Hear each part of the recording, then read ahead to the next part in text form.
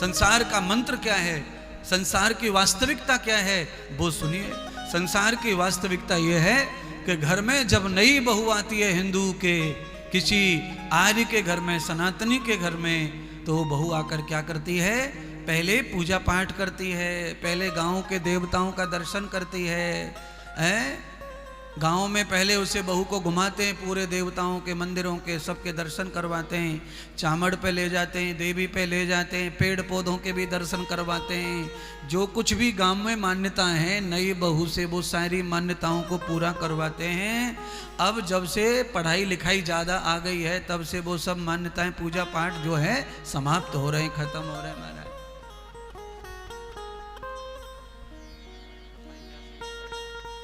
पहले एक मान्यता हो रही, हम जब छोटे थे तब हमने वो मान्यता देखी है। क्या?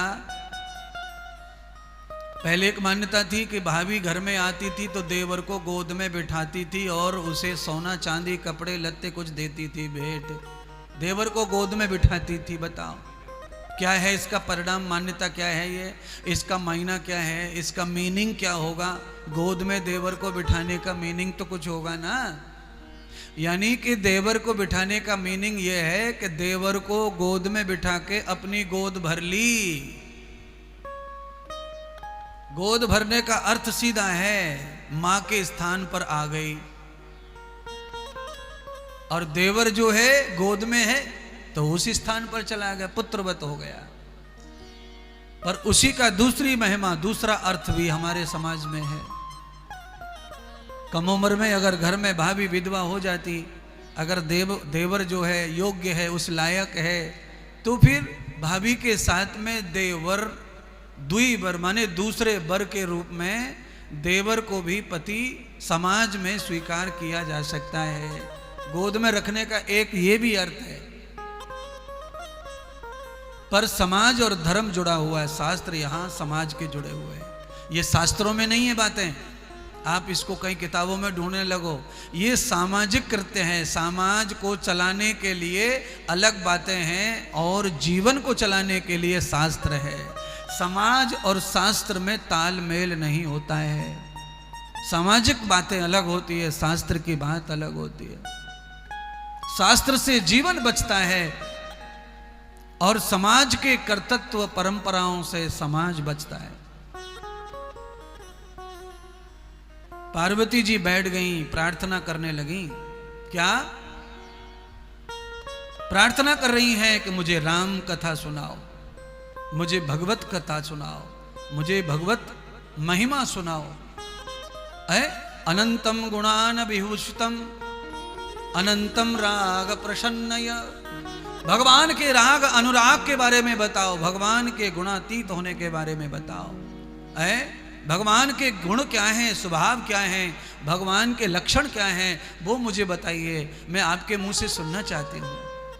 आहा, ऐसी जोड़ी होनी चाहिए पति पत्नी की, जिनमें विवाह के बाद नए हाथों में मेहंदी लगी है, श्रृंगार हो रहे हैं और भगवान की चर्चा हो रही है पति पत्नी में, सत्संग हो रहा है।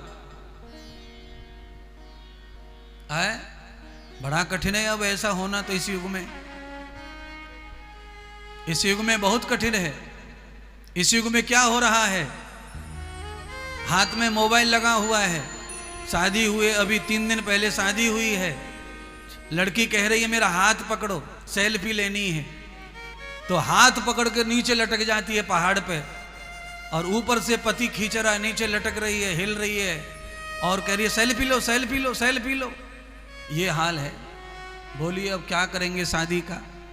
विवाह का महत्व समाप्त हो रहा है, लग्न का महत्व समाप्त हो रहा है। अब क्या रह जा रहा है? गंधर्व रह जा रहा है। 8 प्रकार के विवाह होते हैं, उसमें से सबसे निकृष्ट विवाह यही है, अधम कोटि का विवाह है ये, जो कलयुग में बिरले प्राणी को सौभाग्य मिल रहा है विवाह करने का। बाकी तो सब गंधर्व विवाह कर रहे हैं। उसका परिणाम ठीक नहीं रहता है, उसका परिणाम अच्छा नहीं रहता है। ऐसा विवाह करने से राष्ट्र का निर्माण नहीं हो सकता, समाज का निर्माण नहीं हो सकता। आप कल्पना कर लेना, इस प्रकार के विवाह का परिणाम अच्छा नहीं आएगा। पार्वती जी का जो विवाह है वो कैसा है महाराज?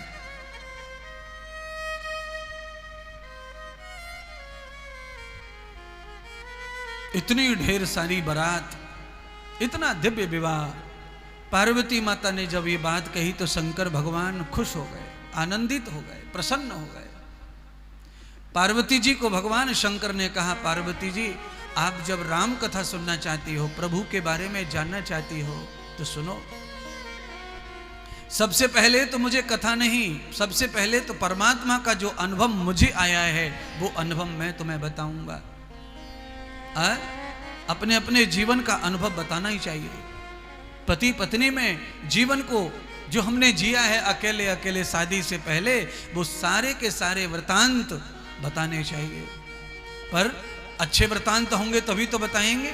जीवन में शादी से पहले सब तो बुरा करके रखा हुआ है, बताने के लिए रखा ही कुछ नहीं है, सब छुपाने के लिए रखा हुआ है। जो किया है वो सब छुपाने वाला है, बताने वाला किया ही नहीं था जवानी में, विवाह से पहले जो बताया जाए। पर शास्त्र क्या कहता है? यहां शास्त्र की बात है। शास्त्र यह कहता है कि जीवन पर्यंत आपने जो जिया वह विवाह के बाद कहो, बताओ। राम ने सीता को सब बताया, सीता ने राम को सब बताया कि वो कैसी कौन कौन सी सखी के साथ रहती थी, किसके साथ खेलती थी, कहाँ सोती थी, माँ के साथ के पिता के साथ के सखियों के साथ। राम जी ने भी सब बताया है। राम जी ने कहा कि हम तो चारों भाई एक ही खटिया में सोते हैं।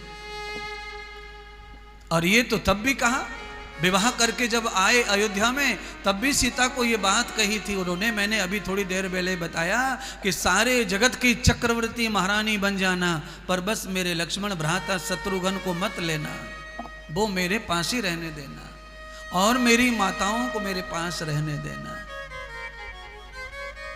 और ये तो इस युग में बहुत कठिन है। पति की माता को पति के पास बहू रहने देगा तो समझ लो स्वर्ग आ गया धरती पर। अब तो कठिन है ये।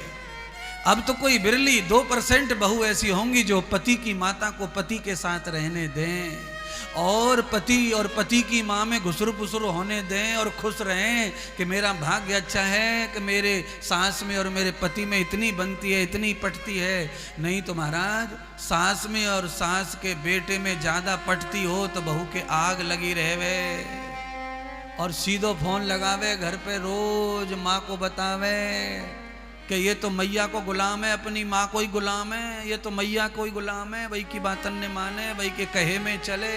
अब बताओ, उसका बेटा है उसके कहे में चलेगा, इसको हमारे यहाँ संस्कार कहते हैं, और बहू को यही खराब लगता है।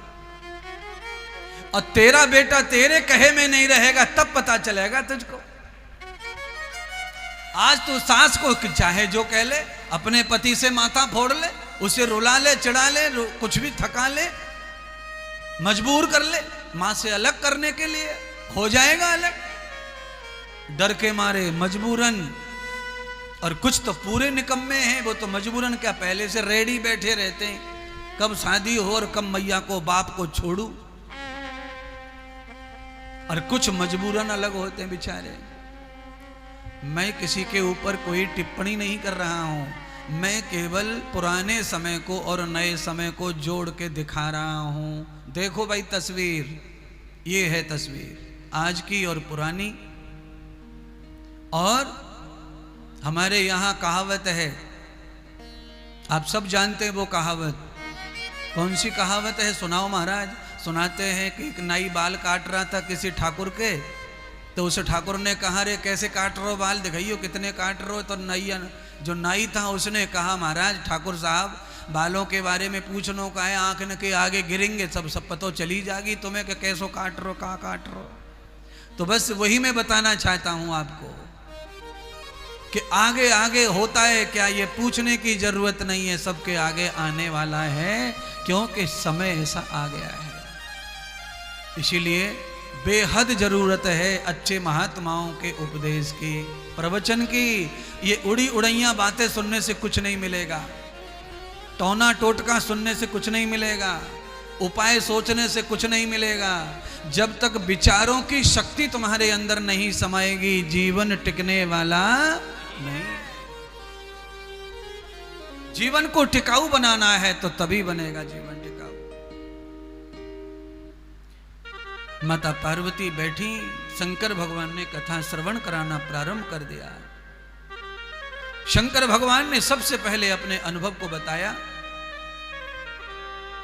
कहा माता पार्वती से, गौरा मेरे जीवन का जो अनुभव है यह है कि भगवान के नाम के बिना, भगवान के चिंतन के बिना, भगवान के स्मरण के बिना ये पूरा जगत सपने के समान है, इसमें कुछ भी नहीं रखा है। जब तक पानी का बुदबुदा, आप थोड़ा सा पानी में साबुन घोल लो, सरफ घोल लो, उसमें से फिर बबूदे निकलते हैं। आप यों यों कर दो, झाग बन जाते हैं, और थोड़ी देर हाथ निकाल लो, सारे झाग फिर नीचे खत्म हो जाते हैं, झाग बैठ जाते हैं। तो ये संसार क्या है? तो संसार साबुन के पानी में झाग जैसे पैदा हो जाता है हाथ के हिलाने से, ऐसे ही संसार है। इससे ज्यादा संसार का कोई और औचित्य नहीं है, और कोई महत्व नहीं है। इसीलिए कहूं उमा में अनुभव अपना, बिन हरि भजन जगत सब सपना। ये संसार सपने के समान है। रात्रि में सोते हुए जो सपना आता है, उसमें आंख खुलते से ही सब खत्म हो जाता है, और जो दिन में सपने देखते हैं उनकी आंख बंद होते ही सपने समाप्त हो जाते हैं। दिन में जो सपना देखते हैं वो कब तक सोचते हैं, ये कर लूं, वो कर लूं, ऐसा हो जाए, वैसा हो जाए। ये तब तक होता है जब तक आंखें बटर सी खुली हैं, और जैसे ही आंखें बंद, थोड़ी सी भी नींद आई बिस्तर पे, क्या क्या सोच रहे थे सब गायब हो जाता है, सब डिलीट हो जाता है। ये है संसार। रात्रि में सोता है आदमी आनंद से, सोते सोते आंखें बंद होते होते सपना देखता है, आंखें खुली सपना खत्म, सपना समाप्त हो जाता है, कुछ नहीं रह जाता है सपने में। है आप सबको सपनों की बीमारी तो सबको ही रहती है। ऐसा कोई दुनिया में इंसान नहीं है जिसको सपना न आता हो, दिन में भी और रात में भी। है आजकल हम भी सपना देख रहे हैं दिन में। अब आप पूछो महाराज आप क्या सपना देख रहे हैं? मैं भी सपना रोज देखता हूं कि हॉस्पिटल बन जाए, हॉस्पिटल बन जाए, हॉस्पिटल बन जाए। शर्मा जी से भी बुलवाता हूं, आप भी बोलो थोड़ा हॉस्पिटल बनवा दो, लोगों से पूछो, लोगों से कहो कि थोड़ा सा धन दो भाई, कमाई दो, थोड़ा सा जमीन खरीदवाओ तो हॉस्पिटल बन जाए। ये सपना देख रहे हैं, पर यह सपना पूरा हो जाएगा, क्योंकि इस सपने में राष्ट्र सेवा छुपी है, भगवत सेवा छुपी है, दीनहीन की सेवा छुपी है, दीनानाथ की सेवा छुपी है। तो ये सपने पूरे हो जाते हैं, और ये सपने अधूरे नहीं रहेंगे, क्योंकि इन सपनों को पैदा करने वाला ही प्रभु है।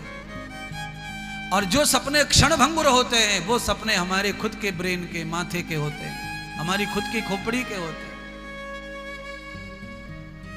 इसीलिए मैं आपसे कहूंगा कि आप सपना देखो।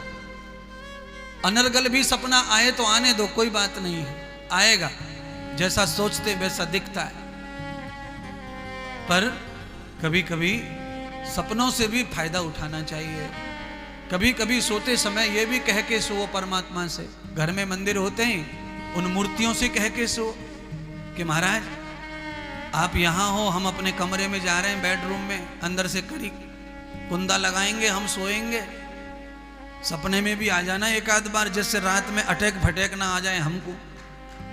तो बीच में सोते सोते भी भगवान एक आध बार एंट्री मार दें खोपड़ी में, तो बीमारी से बचते हैं अपन रात को।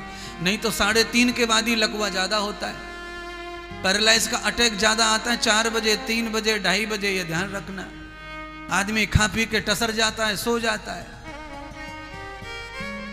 और जैसी बॉडी शांत होती है, बॉडी में कार्बन बढ़ता है, ऑक्सीजन लेवल कम हो जाता है, क्लाउड शांत होने लगते हैं, घूमना बंद कर देते हैं, बस आ गया पैरालाइज, आ गया ब्रेन हेमरेज। दिन में कम आता है लकवा, रात में सोते समय लकवा का ज्यादा झटका रहता है। दिन में कम मात्रा में आता है, कम लोगों को आता है, क्योंकि दिन में आदमी चलता फिरता रहता है तो क्लाउड्स हिलते रहते हैं, खून भी इधर उधर चलता रहता है।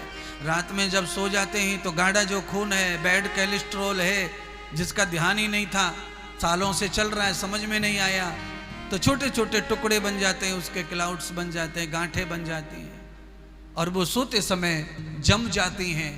तो एक आध माथे में जम गई तो आ गया लकवा। तो इसीलिए रात को भी प्रभु से थोड़ा सा प्रार्थना करके सोना चाहिए, है? करना चाहिए ऐसा। दिन में नहीं तो रात में, आप जब फ्री हो तब आओ, पर जीवन में दिन में एक आध बार हमारे पास आते रहो, प्रभु से ऐसी प्रार्थना करते रहनी चाहिए। बोलो सदगुरु भगवान की जय। एक गाना मुझे याद आ गया है, आप सबका ही है वो, मेरा तो है नहीं, आप सब गाते रहते हैं। गाओ, फिर गाओ, गा लीजिए उस गाने को, सब मिलके गाएंगे। हाँ, और पीछे वालों से सौगंध है, पीछे वालों को तो गाना भी पड़ेगा और नाचना भी पड़ेगा।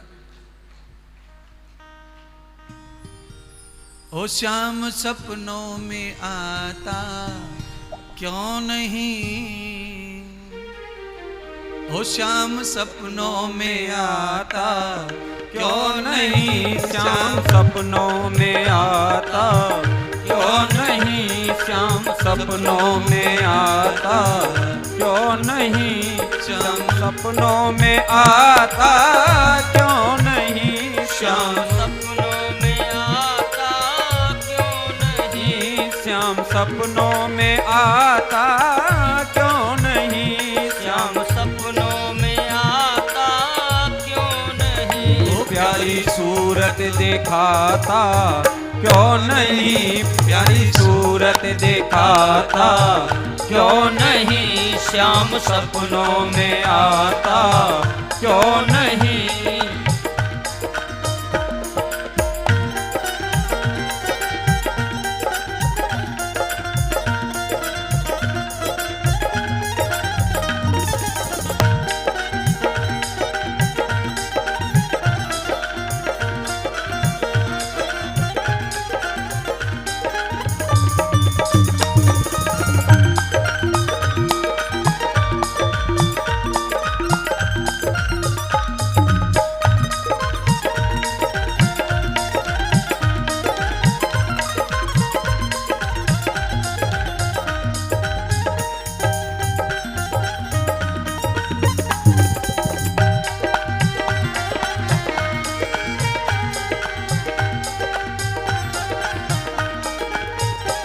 मेरा दिल तो दीवाना हो गया, मेरा दिल तो दीवाना हो गया, मेरा दिल तो दीवाना हो गया, मेरा दिल तो दीवाना हो गया, मेरा दिल तो दीवाना हो गया, मेरा दिल तो दीवाना हो गया। मुझे सूरत दिखाता क्यों नहीं, श्याम सपनों में आता क्यों नहीं, श्याम सपनों में आता क्यों नहीं, श्याम सपनों में आता क्यों नहीं।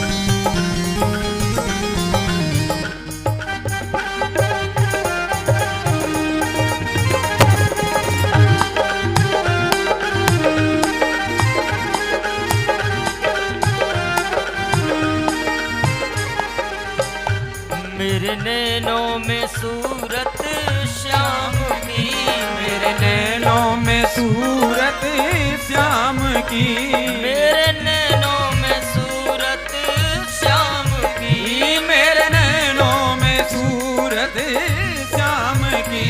मुझे दिल से लगाता क्यों नहीं, श्याम सपनों सपनों में आता क्यों नहीं, सपनों में आता क्यों नहीं, श्याम सपनों में आता क्यों नहीं, श्याम सपनों में आता क्यों नहीं, प्यारी सूरत दिखाता क्यों नहीं, प्यारी सूरत दिखाता क्यों नहीं, श्याम सपनों में आता क्यों नहीं।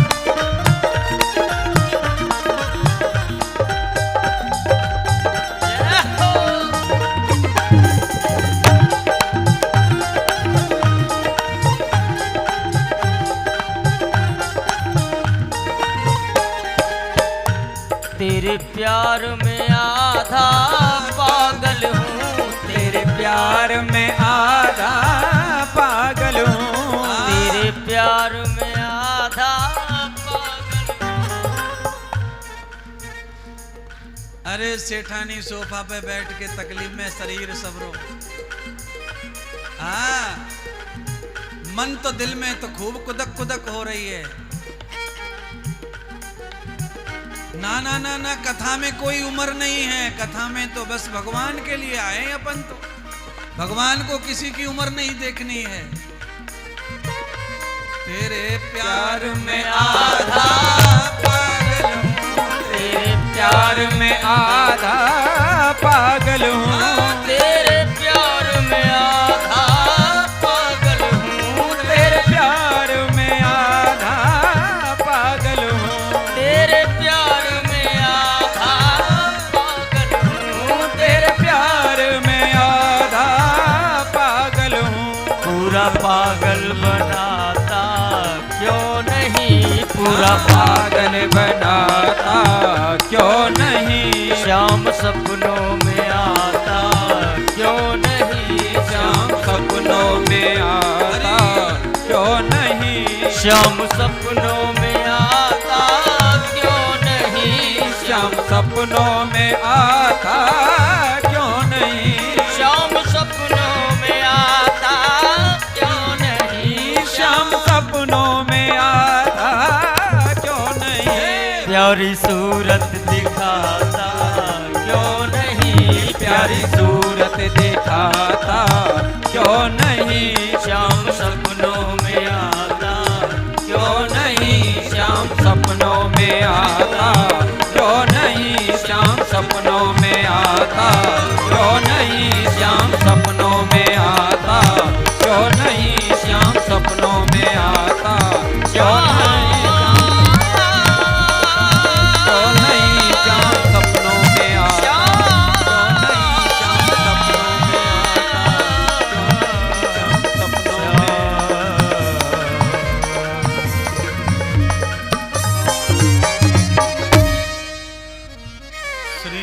श्रीमद्भागवत महापुराण की जय हो, आज के परमानंद की जय हो,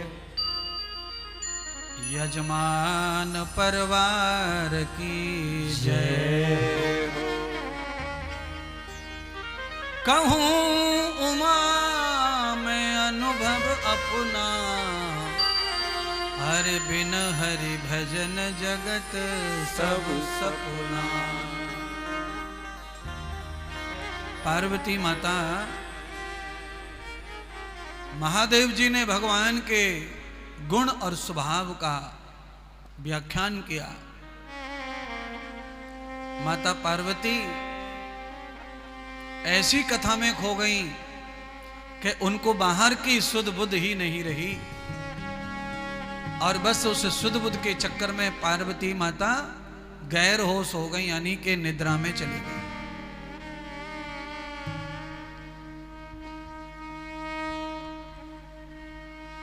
योगा योग इतना बढ़िया हुआ, कल्प वृक्ष के नीचे बैठकर पार्वती कथा सुन रही थी। बस उसकी डाल पर घोंसला रखा था, उसमें तोते का अंडा रखा हुआ था।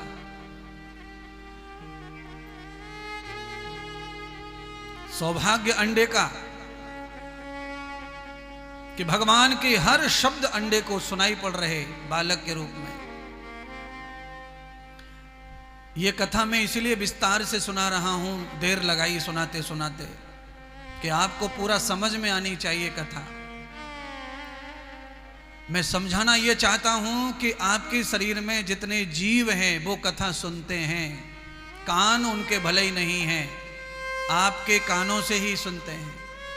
क्योंकि गर्भवती महिला का जो बालक है वो अपने मुंह से खाता न पीता, जो उसकी माँ खाती पीती है उसी को वो माँ की नाभि से अपनी नाभि में ग्रहण करता है, नड़ से नड़ जुड़ जाता है।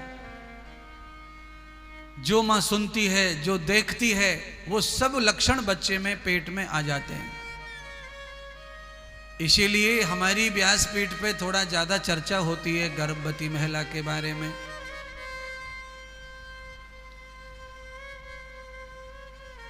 क्योंकि मेरा बस चले तो मैं तो एक भी अनर्गल बच्चा होने ना दूं सृष्टि पर उतना अधिकार तो नहीं है मेरा, ना मुझे इतना सामर्थ्य है।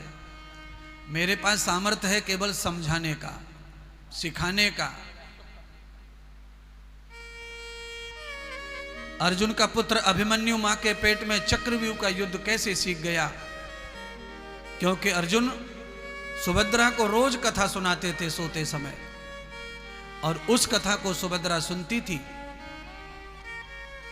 8वें दरवाजे की कथा सुनते सुनते सो गई, और बच्चे ने वही कथा नहीं सुनी, और वही दरवाजे पर चक्रव्यूह के युद्ध में अभिमन्यु मृत्यु को प्राप्त हो गया। अष्ट चक्र तो बस 8 ही दरवाजे हैं मुक्ति के, ये आप भी कान खोल के सुन लो। अष्ट चक्रम नवद्वाराम, 9 दरवाजे हैं, बस उन दरवाजों को जीत के तोड़ के आगे बढ़ना है मुक्ति के लिए। 10वीं क्रिया जो बोलते हैं ना, 10वीं क्रिया मरने के बाद, बस वही क्रिया है असली 10वां विधि। जैसे ही 9 दरवाजे टूट जाएंगे, 10वां दरवाजा ही भगवत प्राप्ति का है। 8 चक्र हैं तुम्हारे शरीर में, नाभि से लेकर के यहां माथे तक। उन 8 चक्रों का ज्ञान किसी अर्जुन से, अर्थात भगवान के किसी परम शिष्य से, यानी किसी महापुरुष से आप भी श्रवण करो। 8 चक्र का ज्ञान जब कोई महापुरुष आपको देंगे तो आपके 8 चक्र कुंडलियां खुल जाएंगे, और इसी शरीर में वो ब्रह्म, वो परमात्मा आत्मा से मिलन कर लेगा, कहीं जाना नहीं पड़ेगा मिलने के लिए। उसी को मुक्ति कहते हैं, उसी को जन्म मरण से मुक्ति, छुटकारा कहते हैं।